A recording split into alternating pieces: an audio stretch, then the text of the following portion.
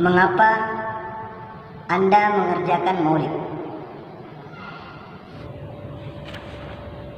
Maulid itu perbuatan baik, dan setiap perbuatan baik diperintah oleh agama untuk dikerjakan.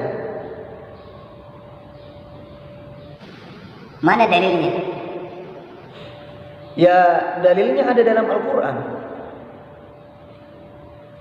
Allah Subhanahu wa ta'ala berfirman dalam surat Al-Hajj ayat 77, "Waf'alul khair la'allakum tuflihun." Kerjakanlah semua kebaikan supaya kalian beruntung, kata Allah. Lah, maulid ini termasuk kebaikan. Kenapa saya katakan kebaikan? Karena maulid itu isinya sedekah.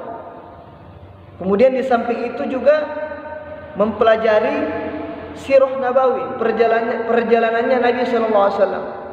Kemudian isinya juga adalah membaca salawat kepada Nabi. Ini kebaikan semua. Berarti maulid itu masuk dalam keumuman perintah dalam ayat tersebut. Nah, itu kan dalil umum. Tolong carikan dalam Al-Quran dalil khusus yang menganjurkan berbuat perbuatan maulid. Sebelum saya menjawab pertanyaan Anda, tolong jelaskan kepada saya apa dalil Anda melarang maulid. Dalil kami sangat jelas.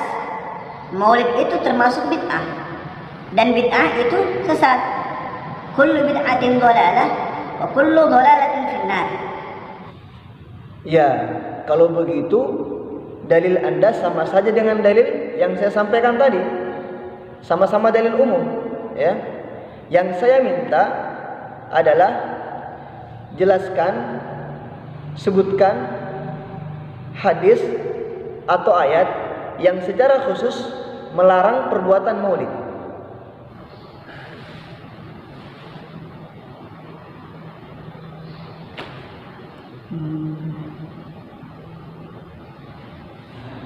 Nah, itu kan nggak bisa jawab. Nah, sekarang saya bertanya kepada Anda. Anda kenal Syekh Ibnu Taimiyah? Ya, tentu saya kenal. Beliau itu adalah Syekhul Islam, ulama besar dan inspirator dakwah Muhammad bin Abdul Wahab An-Najdi, panutan kami kaum Salafi. Lah, itu kan Anda tahu siapa Syekh Ibnu Taimiyah. Nah, yang harus Anda ketahui, Syekh Ibnu Taimiyah itu membenarkan, bahkan menganjurkan membuat maulid. Kalau Anda tidak percaya, nanti saya tunjukkan kitabnya. Ada dalam kitab, judul kitab beliau namanya Al-Iqtida'us Sirat Al-Mustaqim, halaman 621. Di situ beliau menerangkan, menganjurkan untuk membuat maulid. Nah, ini yang mengatakan Syekh Ibnu Taimiyah, panutan kaum Wahabi, ya kan? Ya, Ibnu Taimiyah itu manusia biasa. Ya, bisa benar, bisa salah.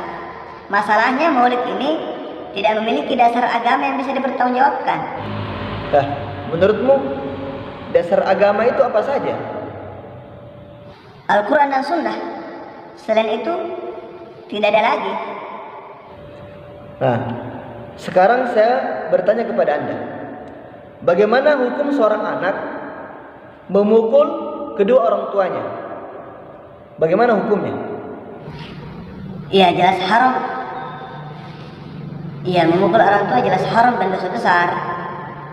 Tolong jelaskan dalil ayat Al-Quran atau hadis yang menerangkan melarang memukul kedua orang tua. Ya, dalam Al-Quran Allah berfirman, "Fala taqul lahuma uffin." Dan janganlah kalian berkata uff kepada orang tuamu. Nah, di sini kan jelas berkata uff saja dilarang, apalagi memukul. Justru itu lebih keras kalau memukul. Oh, ternyata Anda menggunakan dalil qiyas. Tadi Anda berkata dalil itu hanya Al-Quran dan Sunnah saja. Lah, sekarang Anda menggunakan dalil kias. Berarti Anda telah mengakui kias termasuk dalil selain Al-Quran dan Sunnah. Ya, ini kan kias aulawi.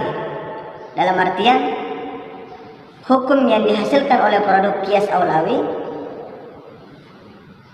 dalam artian hukum yang dihasilkan oleh produk kias itu lebih kuat daripada yang dihasilkan oleh produk teks. Harusnya Anda tidak membatasi dalil hanya pada Al-Quran dan Sunnah saja, tetapi juga menyebutkan kias sebagai dalil, sebagaimana yang dipaparkan oleh seluruh ulama-ulama salaf. Anda tahu, menurut teori usul fikih yang juga diakui oleh Syekh Ibnu Taimiyah, produk hukum yang dihasilkan oleh kias aulawi itu lebih kuat daripada hukum yang dihasilkan oleh produk teks. Dalam artian memukul orang tua itu lebih haram dan lebih besar dosanya daripada hanya sekedar mengatakan karena volumenya dalam menyakiti itu lebih keras. Volumenya dalam menyakiti lebih keras. Di mana Syekhul Islam Ibnu Taimiyah menyebutkan itu? Ada kitabnya. Dalam kitab Al-Musawwadah fi Usulil Fiqh, Syekh Ibnu Taimiyah berkata demikian. Terus apa hubungan pertanyaan Anda dengan persoalan maulid yang kita diskusikan sekarang? Hukum memukul orang tua lebih haram daripada hanya sekedar mengatakan Jadi logikanya begini. Anda tahu mengapa umat Islam dianjurkan untuk puasa Asyura, yaitu puasa pada bulan Muharram. Mengapa? Ya, tentu saya tahu. Dalam hadis riwayat Bukhari dan Muslim diriwayatkan oleh Sayyidina Ibnu Abbas radhiyallahu anhu, beliau mengatakan suatu ketika Rasulullah SAW datang ke Madinah, kemudian mendapati orang-orang Yahudi ketika itu sedang berpuasa Asyura. Maka Rasulullah bertanya, mengapa kalian berpuasa Asyura? Maka mereka Yahudi mengatakan, karena pada hari ini Allah Subhanahu wa taala memenangkan Nabi Musa dan Bani Israil menghadapi Firaun. Nah, maka kami berpuasa untuk mengagungkan kemenangan Nabi Musa. Nah, maka Nabi SAW mengatakan, kami lebih dekat kepada Nabi Musa daripada kalian. Kami lebih dekat kepada Nabi Musa daripada kalian. Maka ketika itu Rasulullah memerintahkan para sahabatnya untuk berpuasa Asyura. Nah, kurang lebihnya begitu. Nah, disinilah hubungannya antara dengan maulid. Memukul orang tua tadi Anda katakan lebih haram daripada hanya sekedar berkata ya. Kemenangan Nabi Musa alaihissalam layak dirayakan dengan ibadah puasa.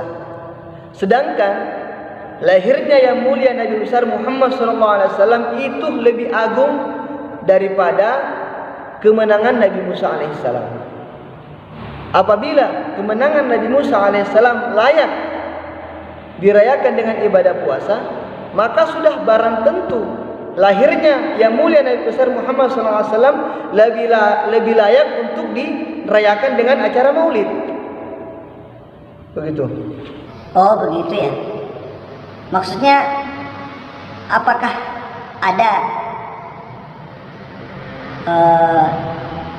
ada ulama yang menjelaskan pengambilan hukum maulid dengan yang Ustadz jelaskan tadi dari kalangan ulama-ulama besar? Banyak sekali. Di antaranya Al-Imam Ibnu Hajar Al-Haytami dan Al-Hafidz Asy-Syuyuti rahimahullah. Tapi ada satu hal yang saya tidak setuju atau kurang setuju dalam perayaan Maulid, yaitu ketika membaca yaitu ketika membaca ya Nabi salam alaik itu berdiri semua.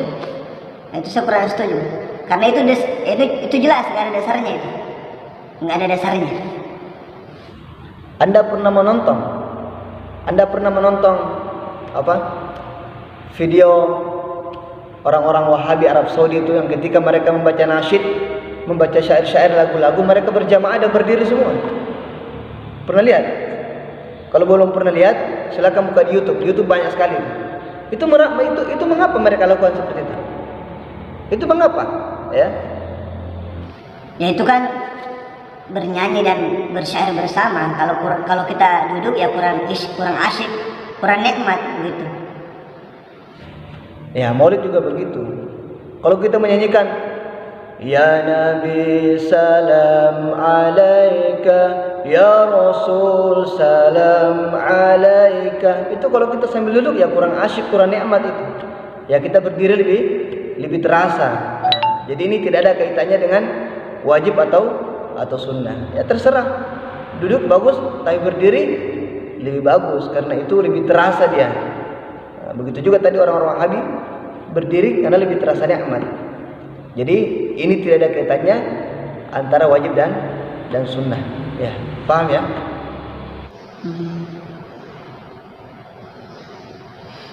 Gitu ya Ustaz.